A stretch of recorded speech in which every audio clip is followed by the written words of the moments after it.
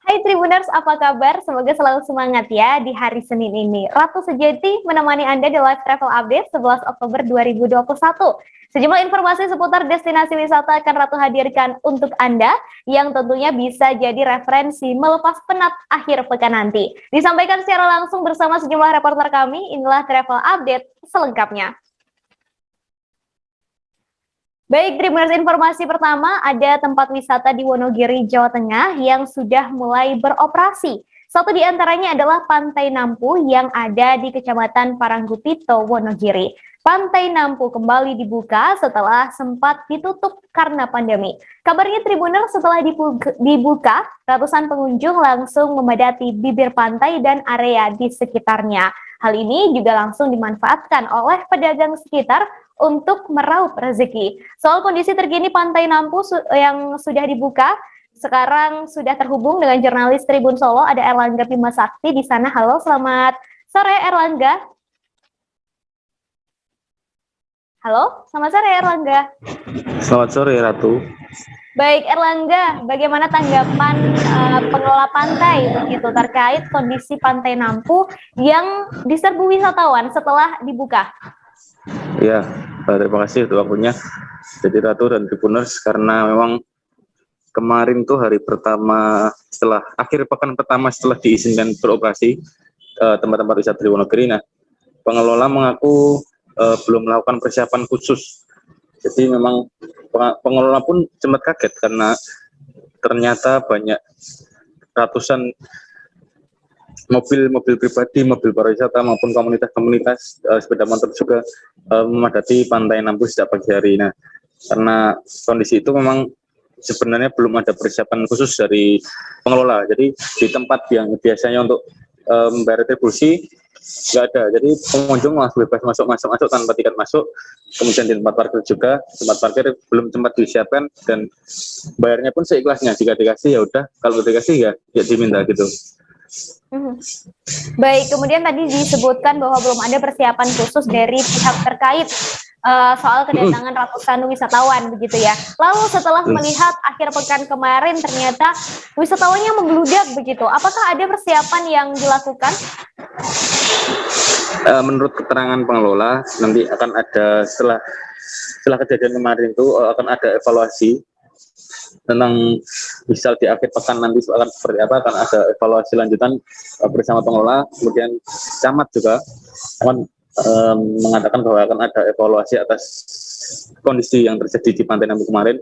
Ratusan pengunjung memadati di sana karena untuk nantinya kedepannya misalkan ada pembatasan khusus di gerbang masuk, kemudian anak 12 tahun kan masih dilarang, anak 12 tahun atau orang yang belum divaksin itu nggak boleh masuk tempat wisata. Nah, itu nanti kedepannya baru akan diatur pembatasannya seperti apa. Jadi biar ada pembatasan khusus seperti itu.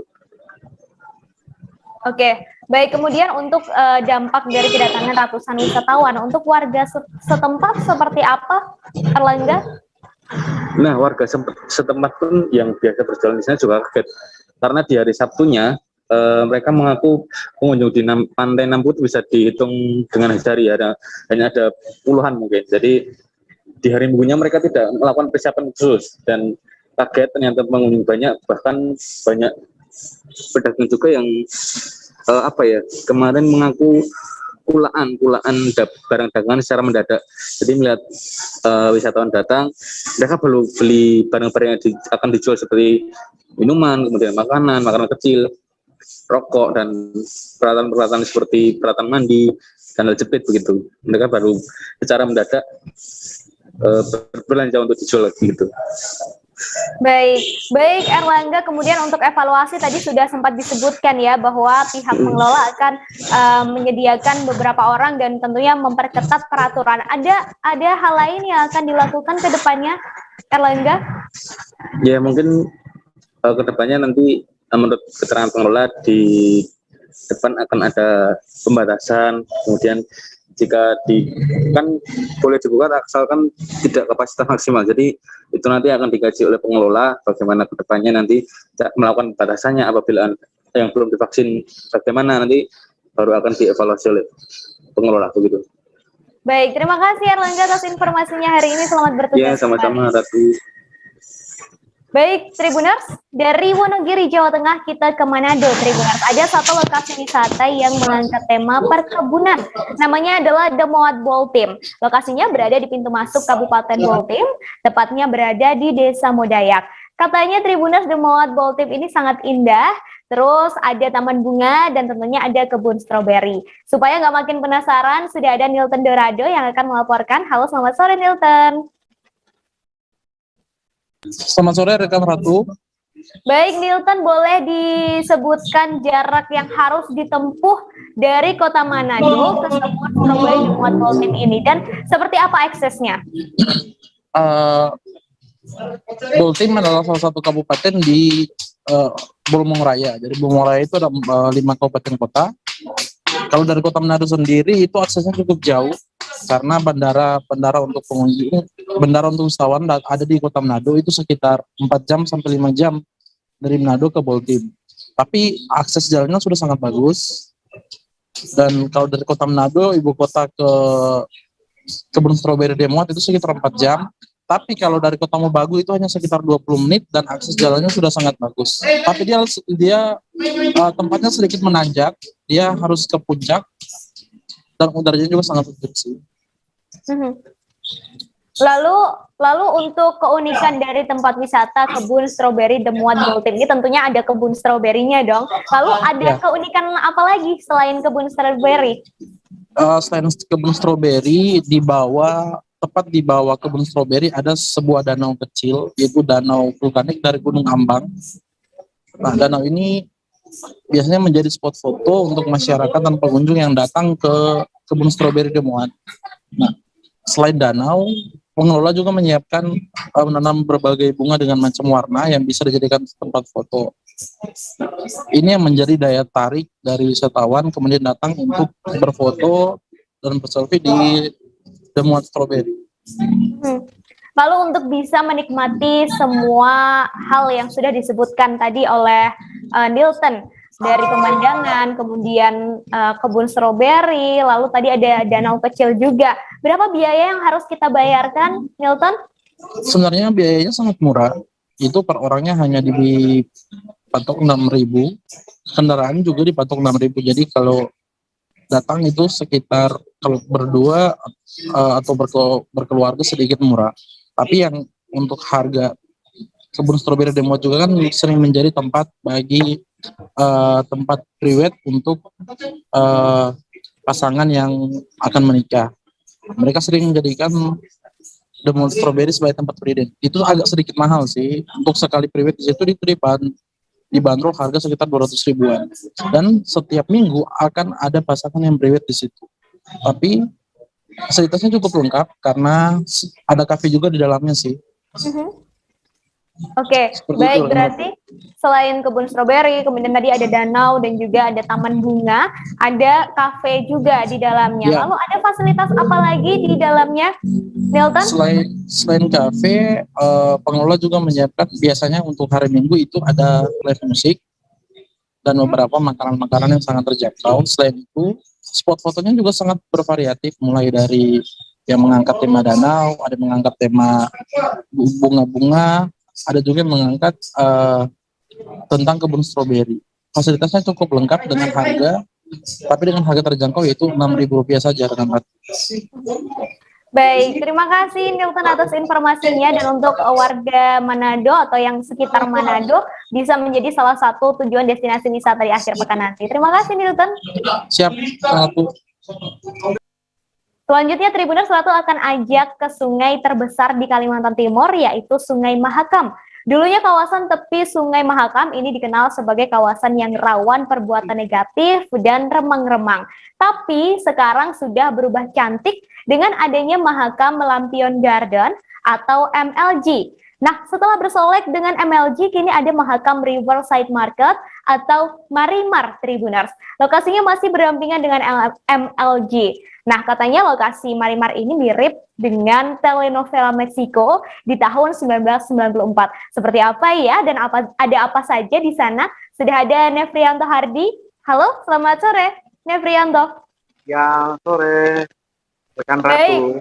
Nefrianto, ini konsepnya sangat bagus. Boleh dijelaskan ada konsepnya apa sih sebenarnya yang dihadirkan oleh MLG dan Marimar ini? Silakan.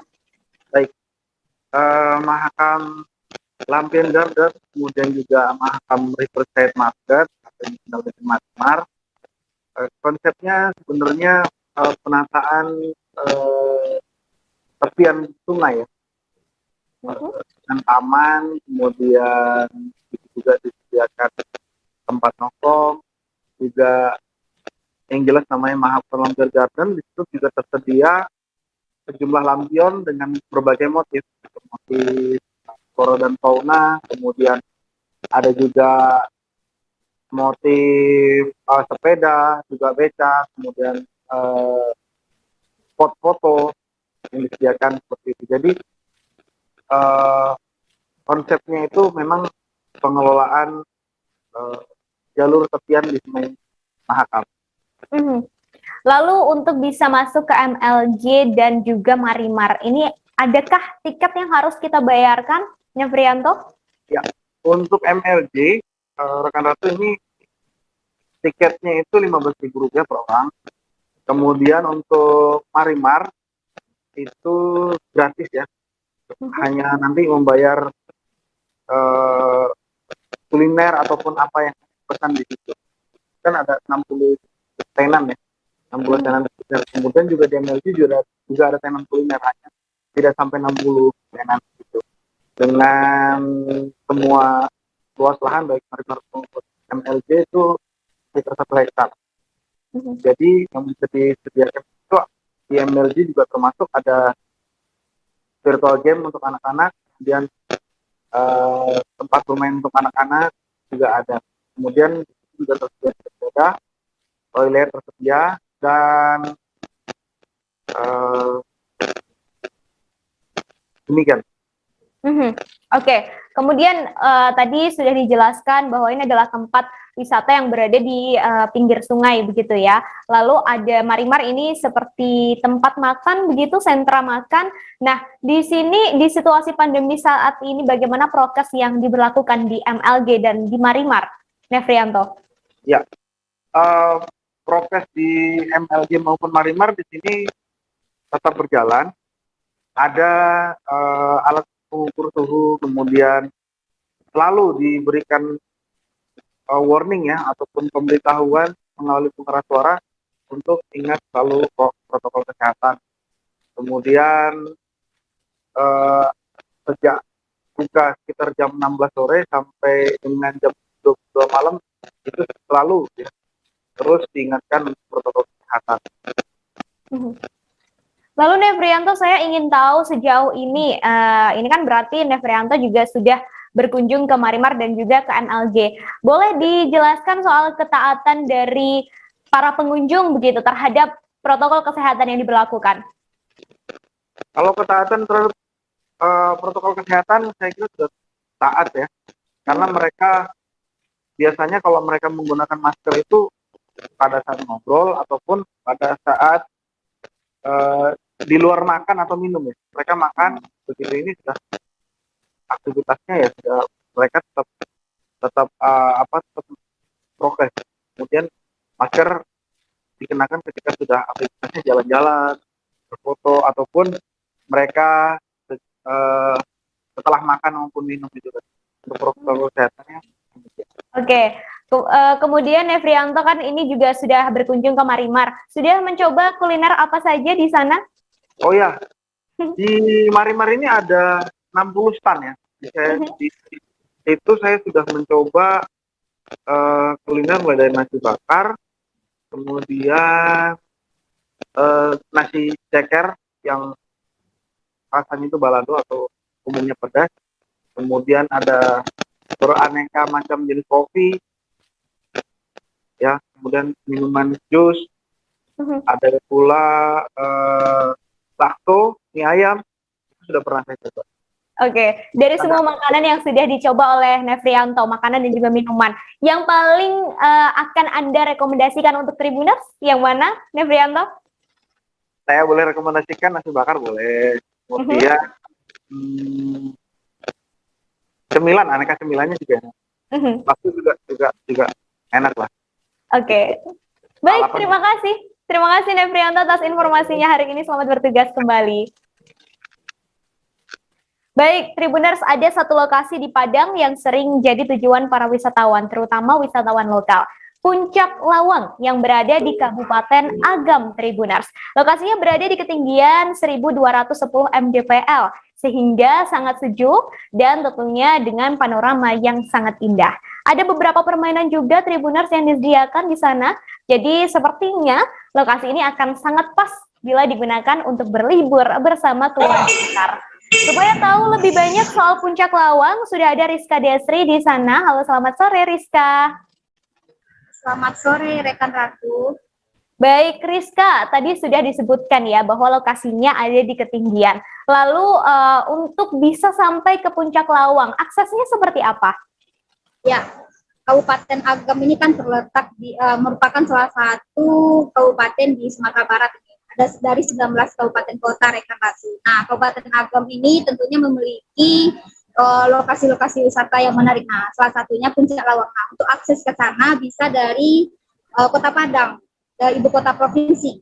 Nah, kalau jarak tempuh dari Kota Padang itu 106 km. Nah, untuk ke sana itu membutuhkan waktu sekitar 2,5 jam. Kemudian lokasi Puncak Lawang ini juga tidak jauh dari Kota Bukit Tinggi yang terkenal dengan jam gadangnya itu, rekan Ratu. Nah, jalan ke sana itu cukup bagus. Kalau dari Bukit Tinggi itu bisa menghabiskan waktu sekitar 1 jam ya, dengan jarak 22 km. Nah, sepanjang jalan pemandangan pengunjung akan disuguhi dengan pemandangan kebun tebu nih, rekan Ratu. Nah, untuk harga tiket kalau untuk masuk ke Puncak Lawang itu pengunjung hanya cukup membayar 25.000 saja untuk kendaraan roda 2, kemudian untuk roda 4 itu 50.000. Nah, itu udah termasuk biaya parkir rekan Ratu. Nah, nanti pengunjung bisa menikmati wahana-wahana spot-spot menarik yang ada di atas Puncak Lawang. Begitu rekan Ratu. Baik, kemudian kalau dilihat dari gambar yang sekarang sedang tampil di layar kaca Anda, Tribuners, ini terlihat rasanya seperti udaranya sangat sejuk begitu ya. Lalu boleh dijelaskan Rizka, selain panorama yang indah dan juga udara yang sejuk, ada apa saja sih daya tarik Puncak Lawang? Ya, dari atas Puncak Lawang ini rekan Ratu, pengunjung bisa menikmati keindahan danau meninjau tentunya dari atas ketinggian tersebut. Nah, danau dengan airnya yang biru dan jernih. Kemudian juga pengunjung juga menikmati spot-spot wahana menarik seperti olahraga para-layang, kemudian juga spot foto khusus, dan ada flying fox dan lainnya. Nah, kemudian di sana kan nampak kan dari foto ada dikelilingi oleh pohon-pohon pinus. Nah, dan pengunjung bisa berpose di sana, apalagi kalau udaranya ya ada kabut-kabut, jadi sehingga seperti berada di atas awan begitu rekan. Juga ada tempat-tempat duduk, bisa juga lesehan dan berkemah ria dengan sanak keluarga, begitu rekan Ratu. Baik, kemudian ada fasilitas apa saja yang ada di lokasi Puncak Lawang ini, Rizka? Ya, kalau untuk fasilitas yang ada, tentunya kalau untuk menuju ke atas bukit itu disediakan mini car, nah sebuah mobil, sehingga pengunjung itu tidak perlu berjalan kaki, jadi mereka bisa menaiki mini car tersebut untuk sampai ke atas, dan itu disediakan gratis oleh pengelola. Kemudian juga ada di sana musola bagi pengunjung yang ingin melaksanakan sholat. Kemudian juga ada restoran untuk tempat makan dan untuk istirahat. Selain itu ada juga gubuk-gubuk sederhana dari kayu bambu sehingga pengunjung bisa duduk sambil menikmati keindahan-keindahan sekeliling di Lawang dengan serat yang berdarah. Lalu Rizka mengingat lokasinya yang berada di ketinggian, kemudian kondisi saat ini yang masih di tengah pandemi, adakah imbauan khusus begitu bagi pengunjung yang berkunjung ke lokasi ini?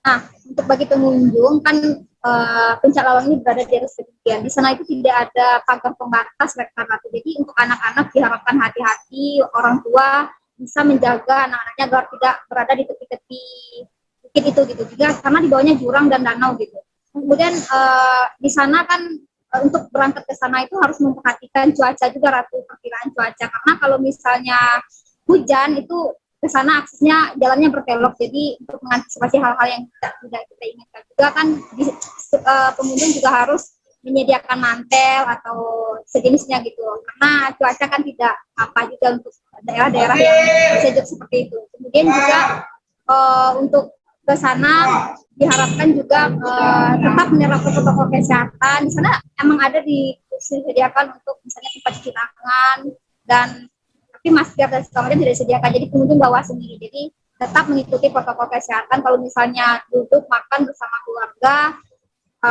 tetap pakai masker, kecuali untuk makan ya, makan tentu tidak pakai masker begitu. Baik, tadi Rizka kan juga sudah sempat ke Puncak Lawang ya. Nah, itu tadi adalah imbauan-imbauan yang diberikan oleh pihak pengelola kepada para pengunjung. Nah, kalau sekarang saya ingin nanya, adakah tips-tips khusus dari Rizka nih untuk wisatawan yang hendak berkunjung ke Puncak Lawang? Kalau tips-tips khusus sih, seperti ke Puncak Lawang pada masa pandemi, seperti yang saya sampaikan tadi, misalnya dengan menerapkan protokol kesehatan. Kalau tips khusus sih, kalau misalnya mau camping atau apa, bawa perlengkapan pribadi seperti obat-obatan, karena di sana saya lihat juga tidak ada toko atau warung yang menyediakan perlengkapan pribadi seperti obat-obatan tadi. Kemudian juga dan namun di sana ada disediakan villa atau penginapan bagi pengunjung yang ingin menginap. Jadi bawa juga perlengkapan untuk menginap begitu rekan aku.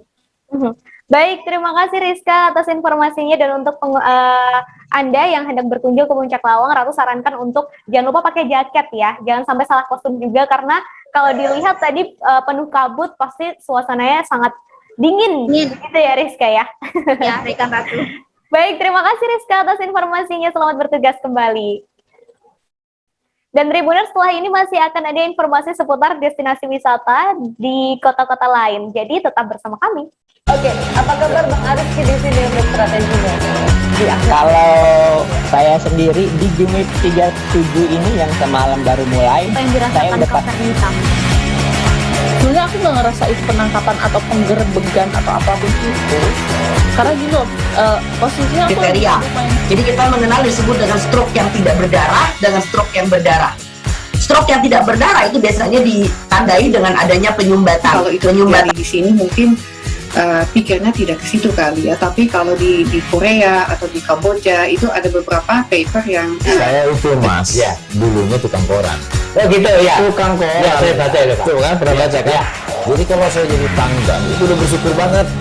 si anak ini dijadikan sebagai tersangka begitu. Ya, kalau ini kita bicara yang di luar kasus Sibolombo ya. Dikenal dengan nama hujan shower, di mana terdapat batas jelas antara daerah hujan dan tidak hujan yang biasanya terjadi pada fase awal mature stage atau tahap Berbahaya dewasa. itu Kang. Jadi mulai artinya terjadinya perlembekan. Nah itu untuk penetrasi akan sulit gitu ya. Dok saya ini menurut saya memang tidak mudah, bukan urusan tanah diambil. Kalau misalnya Amerika Serikat sekarang, Rasulullah mengatakan dalam sebuah hadis bahwa berpuasa di 6 hari Syawal itu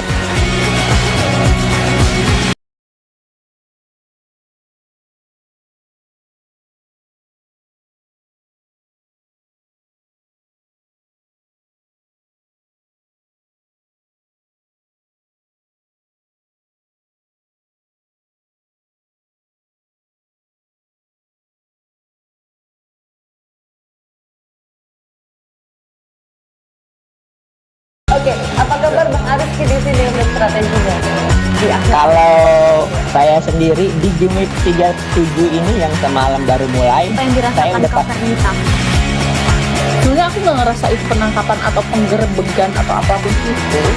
Karena gini loh, posisinya aku kriteria. Jadi kita mengenal disebut dengan stroke yang tidak berdarah dengan stroke yang berdarah.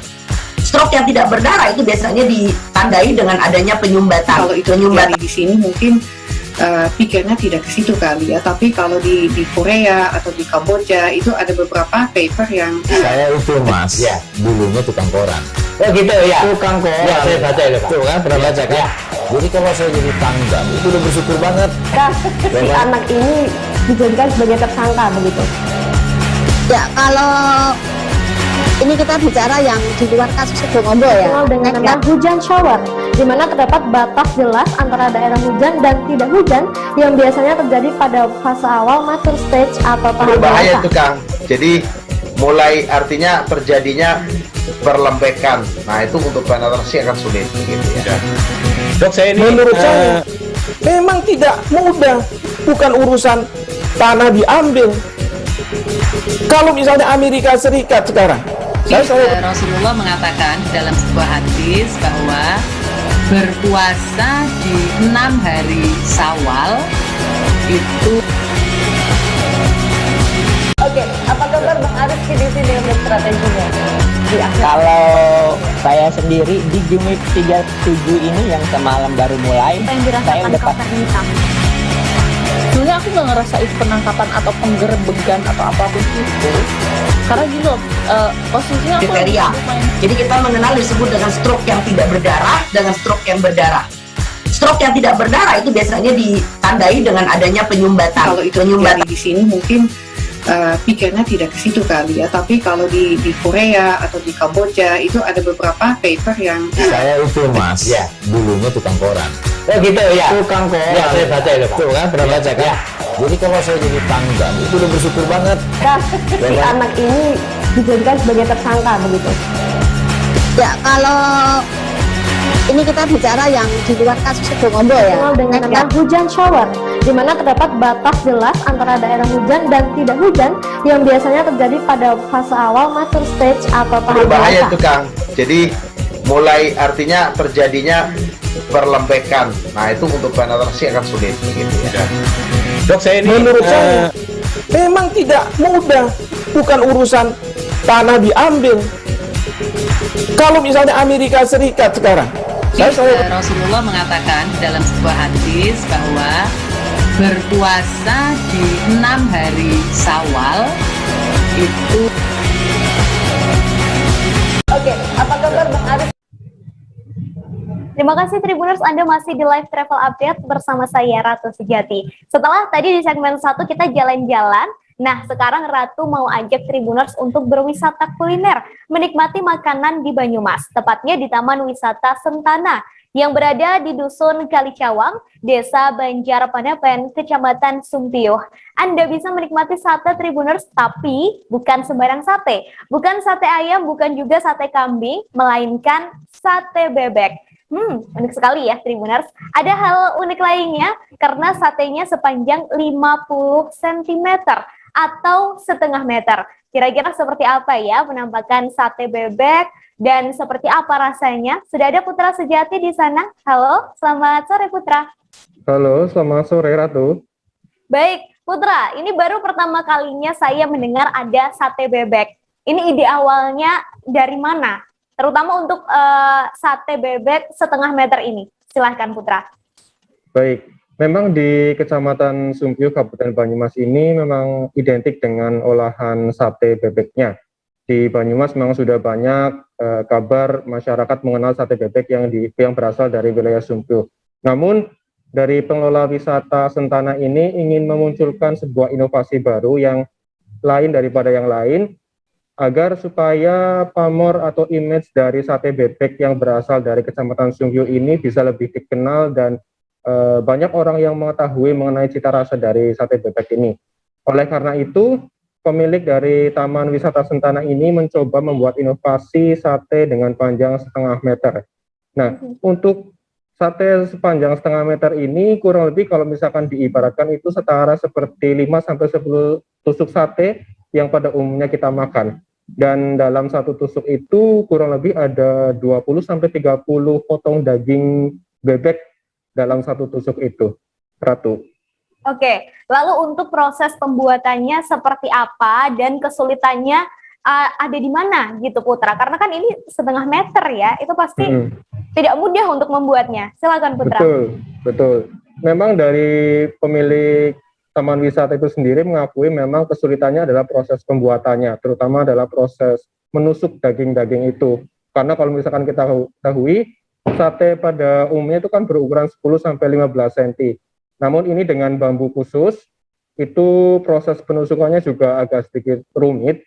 Namun banyak yang mengagumi dari proses pembuatan ini karena walaupun panjangnya setengah meter, cita rasanya itu tetap khas dari sate khas Sumpyuh Banyumas seperti itu. Dan yang lebih uniknya lagi bahwa proses penyajiannya itu juga lain daripada yang lain, yaitu ditaruh di atas bambu yang telah dibelah, kemudian dilapisi dengan daun pisang sehingga kesan tradisionalnya itu masih sangat terasa sekali seperti itu. Kemudian kalau misalkan menikmati sate di Sumpyuh ini itu tidak bisa dibawa pulang, Ratu.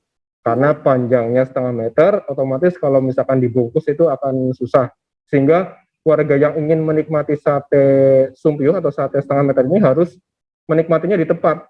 Karena di situ juga disuguhi dengan pemandangan alam yang cukup menarik, ada di pinggir pantai, kemudian di sekitar pegunungan, itu akan menambah sensasi tersendiri. Seperti itu, Ratu.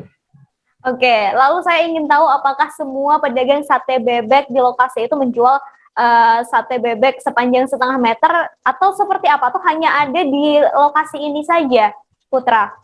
Ya, memang untuk sate bebek setengah meter ini hanya bisa didapatkan di Taman Wisata Sentana di Desa Banjarpanepen, Kecamatan Sumpyuh. Bisa dipastikan bahwa ini tidak bisa didapatkan di tempat lain karena hanya baru di Taman Wisata Sentana saja yang menyajikan sate sepanjang setengah meter. Sehingga buat teman-teman Tribuners yang ingin menikmati sate setengah meter bisa berkunjung ke Taman Wisata Sentana Desa Sumpyuh. Dan ini nggak bisa nitip ya Tribuners, karena tadi dijelaskan oleh Putra ini nggak boleh dibawa pulang karena agak repot untuk membungkusnya. Kemudian Putra, untuk harga satu porsi sate bebek ini berapa? Ya, untuk harga satu porsinya itu cukup terjangkau, yaitu kurang lebih 25.000, dan itu udah termasuk dengan nasi, kemudian ada lalapan dan sebagainya. Sehingga untuk para Tribuners yang penasaran, cukup dengan harga 25.000 bisa menikmati sensasi makan sate dengan panjang setengah meter yang ada di Taman Wisata Sentana Sumpyuh, Kabupaten Banyumas. Lalu Putra sudah mencicipi sate bebek ini dong tentunya? Betul, sudah. Nah, boleh dijelaskan seperti apa rasanya dan mungkin enaknya dipadukan dengan makanan apa gitu selain sate bebek dan nasi? Silahkan, Putra. Betul. Jadi memang rasanya berbeda dengan sate pada umumnya. Satu, karena kita menggunakan daging bebek dengan olahan yang otomatis juga berbeda dengan olahan daging yang lain, yaitu terasa lebih empuk meskipun panjang sekali, dan itu juga terasa lebih empuk dibandingkan dengan sate pada umumnya. Kemudian sajian sambalnya juga beraneka ragam, Ratu. Ada sambal kecap, kemudian ada sambal kacang, kemudian saus sambal, sehingga para pengunjung yang datang akan disuguhi dengan berbagai macam sambal. Kemudian juga ada berbagai topping seperti tomat, cabai, seledri, dan sebagainya juga disediakan di situ. Sehingga ada berbagai macam pilihan bisa dinikmati ketika para pengunjung ke situ. Seperti itu, Ratu. Baik, waduh langsung berasa laparnya ya, Tribuners. Tadi Putra juga sempat melakukan wawancara dengan pengunjung asal Purwokerto, Shirley Meliana. Berikut liputannya untuk Anda. Enak, gurih juga, terus dagingnya nggak alot. Ini baru sekali makan sate bebek Iya, pertama kali datang ke sini. Karena penasaran atau apa, Mbak? Iya penasaran sih, soalnya banyak yang udah kesini jadi pengen kesini juga. Tadi agak besar nggak? Apa? Tentunya panjang kan? Iya, udah kesusahan sih, soalnya panjang juga kan satenya. Tapi habis juga. Gimana dengan sate-sate yang biasanya? Ini lebih gurih sih, terus jarang juga ada yang jualan sate sepanjang ini, jadi ya pengalaman sih. Rasanya. Iya. Ini cerita tuh. Ini diceritain uniknya ini seperti apa sih sate ini? Perbedaannya sama sate-sate yang biasa itu seperti cerita kita. Kalau sate yang lain kan biasanya pendek-pendek kan, terus ini tuh bisa panjangnya 50 cm, jadi jarang juga yang jualan sepanjang ini. Ini sate apa nih yang dirasain sate dari ini? Pertamanya susah sih, soalnya panjang gitu kan. enak soalnya dagingnya empuk, terus gurih juga, ada bumbu kecapnya, ada bumbu kacangnya, gurih. Sudah ada keterampilan ya. Iya.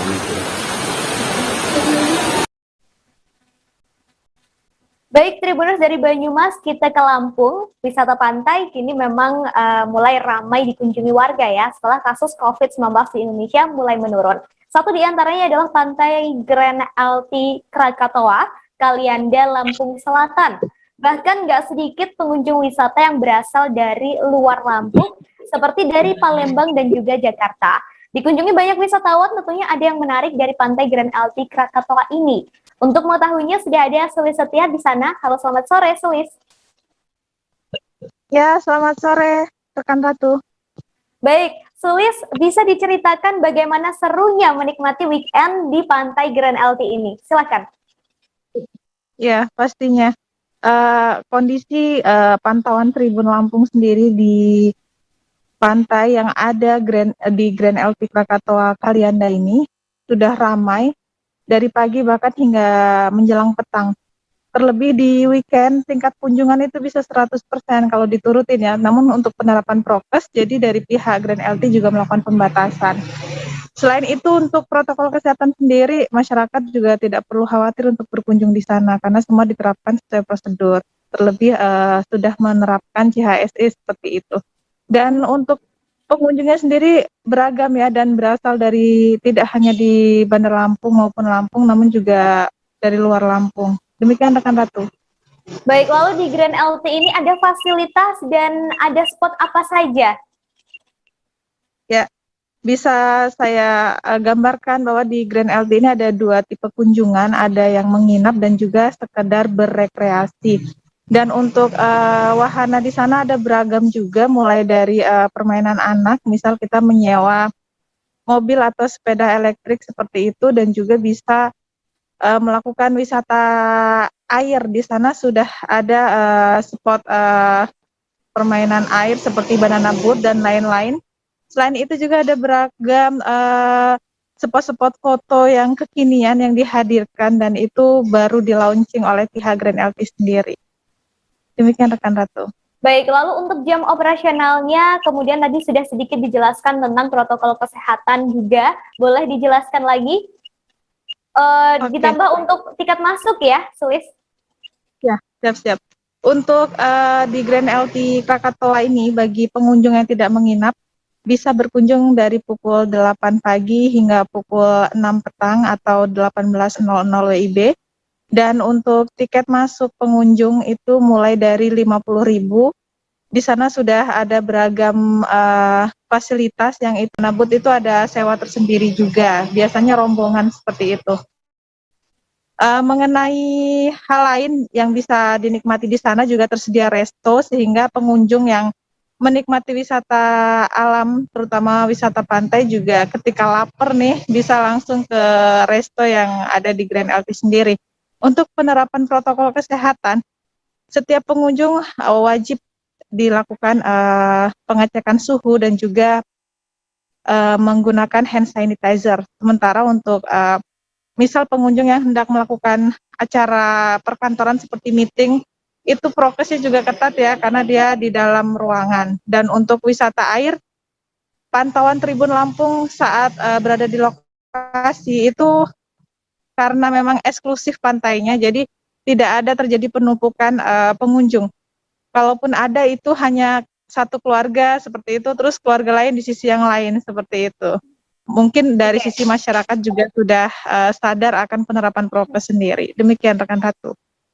Baik, terima kasih Sulis atas informasinya hari ini. Ini juga bisa menjadi salah satu pilihan destinasi wisata untuk Anda ya, yang berada di Bandar Lampung dan sekitarnya. Terima kasih Sulis. Dan tadi Sulis juga sempat melakukan wawancara dengan Alfom dan GM Sekretari Grand LT, Marti Junita. Berikut liputannya untuk Anda.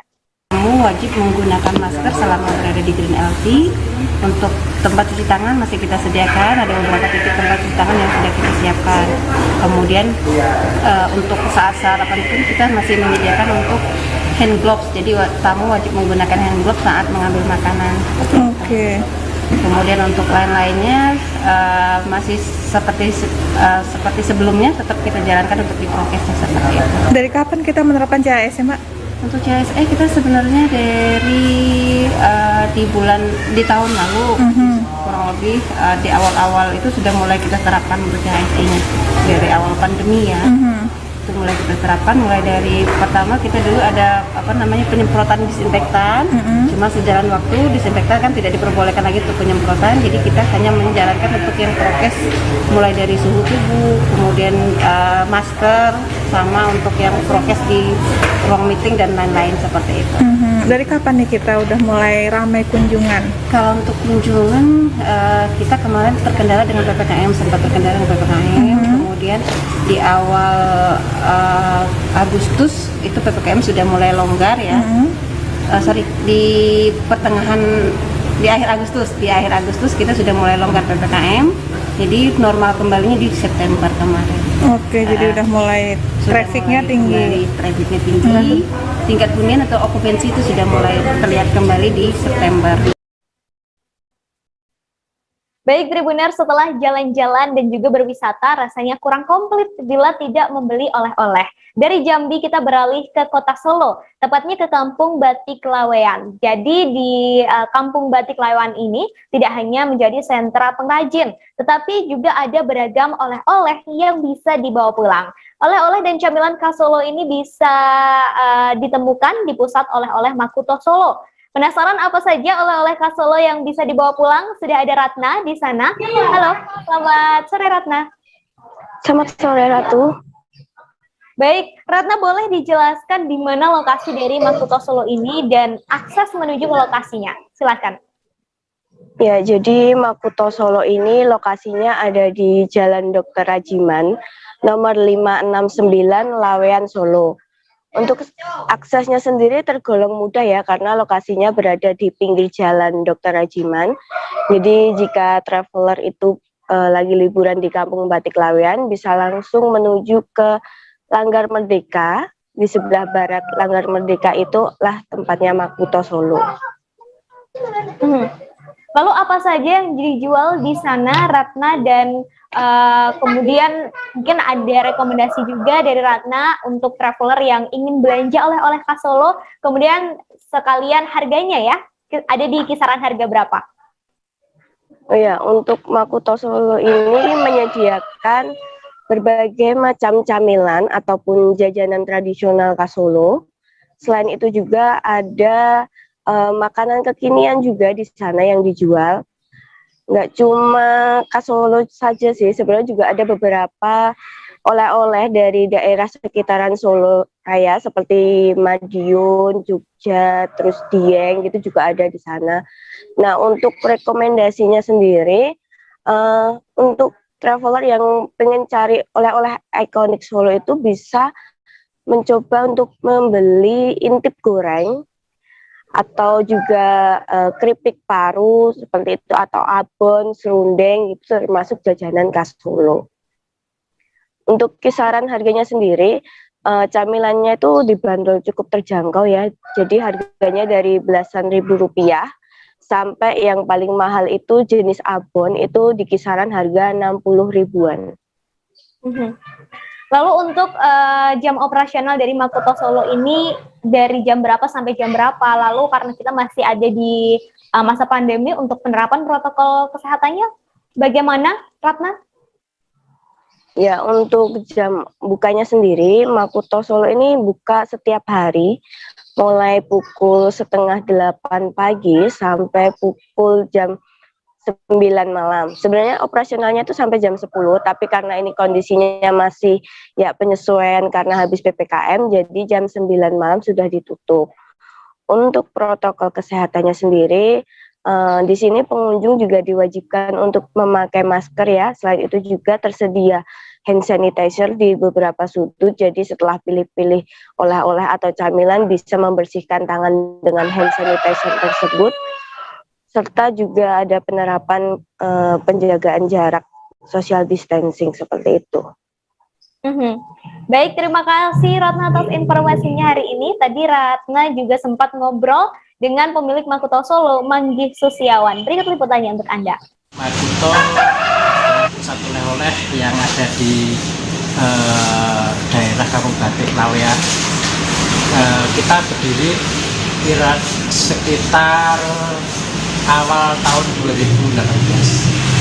Jadi Makuto ini termasuk oleh-oleh pusat oleh-oleh yang bukan hanya menyiapkan makanan khas Solo, tetapi hampir semua dari berbagai wilayah Jawa Tengah, Jawa Timur, Jawa Barat juga ada, dan sebagian Bali, Kalimantan. Tetapi 60-72% memang makanan khas Solo.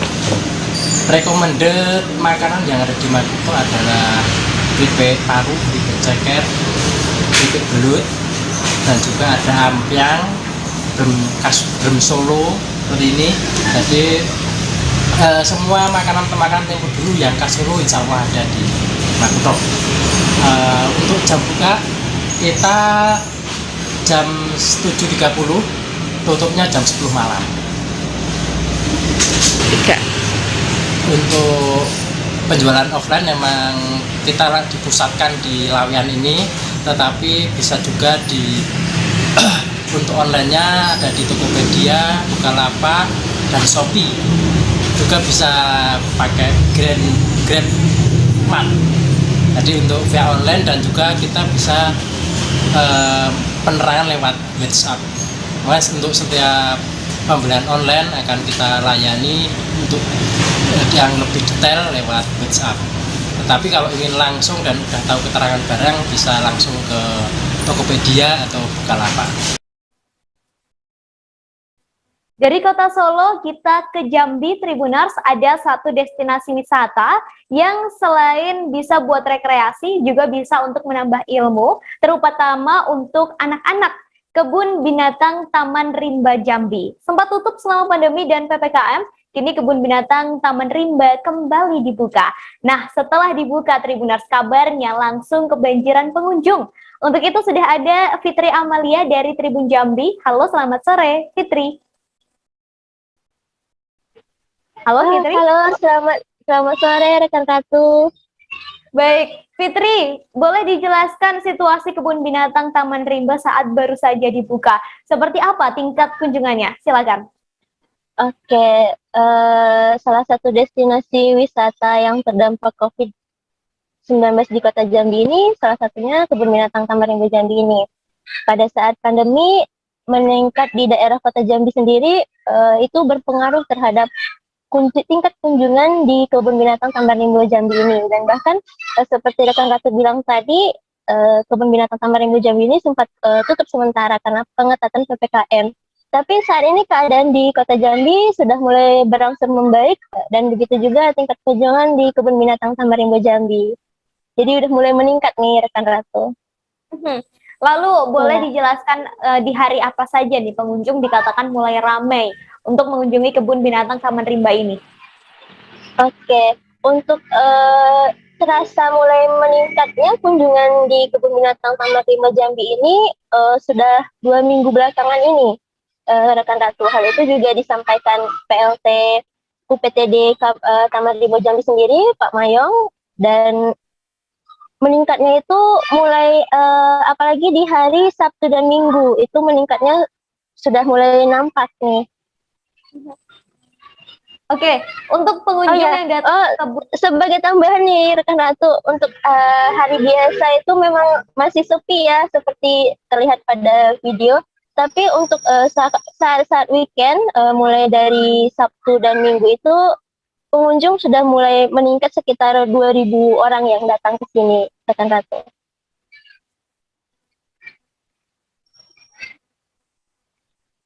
Maaf rekan Ratu, suaranya tidak terdengar. Halo? Suaranya nggak kedengaran rekan Ratu. Halo?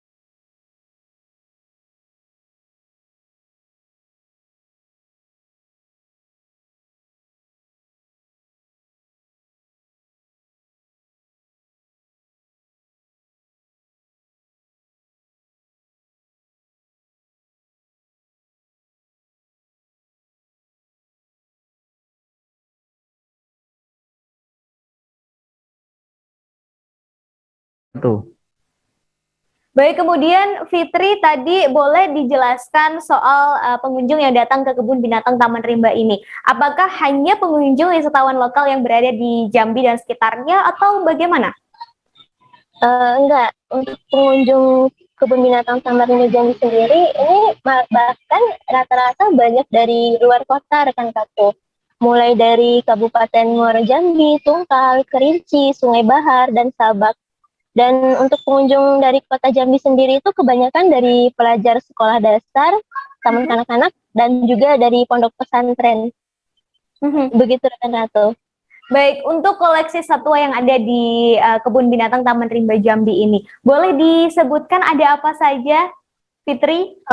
Iya, kebun binatang yang lokasinya dekat dengan Bandara Sultan Toha Jambi ini kurang lebih ada 360 lebih ya koleksi satwa di kebun binatang Taman Rimba Jambi ini. Itu mulai dari beragam jenis aves, mamalia, primata, reptil. Kalau aves itu jenis burung. Seperti dari satwa yang dilindungi hingga hewan ternak sendiri juga ada di sini. Sehingga memang menarik bagi pelajar untuk berkunjung dan belajar langsung di kebun binatang ini, rekan Ratu. Dan juga untuk di kebun binatang Taman Rimba Jambi ini tempatnya lumayan teduh, jadi masyarakat yang berkunjung ke kebun binatang Taman Rimba Jambi ini tidak perlu khawatir terkena terik matahari. Lalu Fitri, selain bisa melihat koleksi binatang yang ada di kebun binatang Taman Rimba Jambi ini, apa saja yang bisa dilakukan? Macam-macam ya, bahkan pengunjung itu banyak memilih untuk makan siang di sekitaran sini karena tempatnya atau lokasinya itu teduh.